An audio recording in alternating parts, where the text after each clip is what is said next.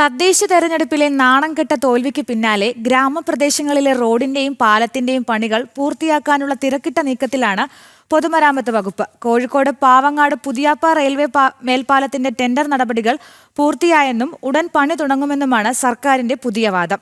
പ്രദേശത്ത് CPM-നെതിരെ പ്രദേശവാസികൾ ഫ്ലെക്സ് ബോർഡുകൾ സ്ഥാപിച്ചതോടെയാണ് ഈ തിരക്കിട്ട നീക്കം. 10ലധികം വർഷമായി ഈ പാലം അതിങ്ങനെയാണ്. പുതിയ ടെൻഡർ വിളിച്ച് പാലത്തിന്റെ പണി ഉടൻ തുടങ്ങുമെന്നാണ് സർക്കാർ വാദം. മത്സ്യബന്ധന മേഖലയായ വെള്ളയിൽ പുതിയാപ്പ പ്രദേശങ്ങളെ നഗരവുമായി എളുപ്പത്തിൽ ബന്ധിപ്പിക്കാനായി വർഷങ്ങൾക്ക് മുമ്പ് നിർമ്മാണം പൂർത്തിയാക്കിയ മേൽപ്പാലമാണ് നിലം തൊടാതെ ഇങ്ങനെ എയറിൽ നിൽക്കുന്നത്. റെയിൽവേ മേൽപ്പാലത്തിന്റെ പണി അനന്തമായി നീളുന്നതിലുള്ള പ്രതിഷേധത്തിലാണ് നാട്ടുകാർ. ആ പ്രതിഷേധമാണ് ഫ്ലെക്സ് ബോർഡിന്റെ രൂപത്തിൽ പ്രത്യക്ഷപ്പെട്ടത്. റെയിൽവേ മേൽപ്പാലത്തിന് സമീപത്തായി ഇവിടെയുള്ള പ്രദേശവാസികൾ സ്ഥാപിച്ച ഒരു ബോർഡുണ്ട്. ആ ബോർഡിലെ കാര്യങ്ങളാണ് ഏറെ നിർണായകം.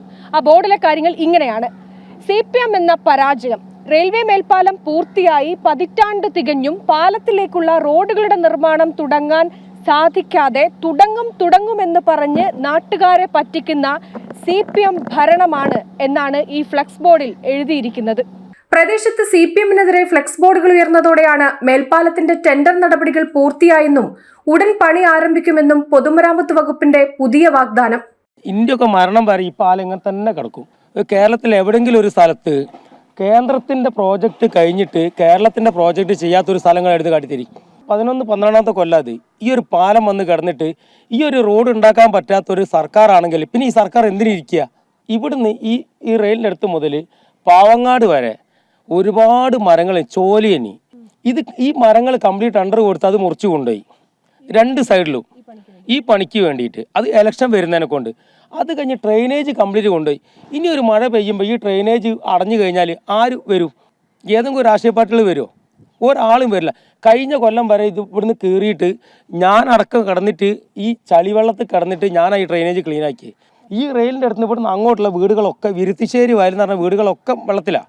ഇനി ഇവിടുന്ന് ഒരു 5 കൊല്ലത്തേക്ക് ഈ പാലം വരുന്നതിൽ ഒരു പ്രതീക്ഷയില്ല. പാലം വന്നിക്കുന്നു ഇവിടുന്ന് അപ്രോച്ച് റോഡ് വരണമെങ്കിൽ 15 കൊല്ലം കഴിഞ്ഞാൽ ഈ അപ്രോച്ച് റോഡ് വരില്ല, 100% ഉറപ്പാണ്. ഭൂമി ഏറ്റെടുക്കുന്നതിലുള്ള കാലതാമസമാണ് പദ്ധതി നീളാൻ കാരണമെന്നായിരുന്നു സർക്കാരിന്റെ വാദമെങ്കിലും ഭൂമി ഏറ്റെടുക്കൽ പൂർത്തിയായിട്ടും പദ്ധതി നീണ്ടുപോകുന്നതിലാണ് നാട്ടുകാർക്ക് അമർഷം. പാലത്തിന്റെ പണി ഉടൻ തുടങ്ങുമെന്ന സർക്കാരിന്റെ ഉറപ്പിൽ ഇവിടുത്തുകാർക്ക് ഒട്ടും പ്രതീക്ഷയില്ല. അതിനിയും അനന്തമായി നീളുമെന്ന് തന്നെയാണ് പ്രദേശവാസികൾ ഒരേ സ്വരത്തിൽ പറയുന്നത്.